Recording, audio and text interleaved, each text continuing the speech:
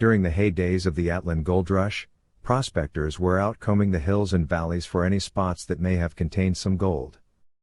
It was during this time in 1897 that silver was discovered not far from the town of Atlin, BC.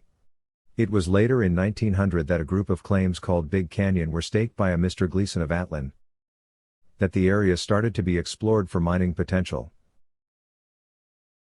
It wasn't until 1919 though that things really started to happen. That is when a fellow named J.M. Ruffner came into town and optioned the Big Canyon group of claims.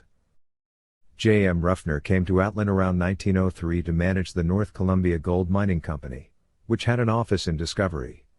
Ruffner was a man with connections, and it wasn't long before he was able to secure money and investors and formed the Ruffner Silver Mines. Work continued on these claims until 1922 when the company was reorganized under the name of Atlin Silver Mines Limited. Atlin Silver continued on with exploration and putting in adits and other development work until 1925, when the Ruffner Group was leased to the Federal Mining and Smelting Company. By 1927, Ruffner had a crew of about 20 men working on these claims in the mine site. In 1929, J.M. Ruffner died, and at that point in time the mine changed hands to a group of New York investors who bought the mine. From 1916 until 1950, 327 tons of sorted ore were shipped from this property. From this ore 57 ounces of gold, 39,996 ounces of silver, 188 pounds of copper, 144,074 pounds of lead, and 8,057 pounds of zinc were recovered.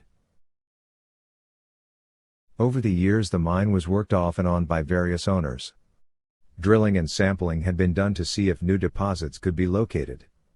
The last operator to run the mine was in the late 1970s, and in 1981, they shipped out 31 tons of concentrate with 235 ounces per ton of silver.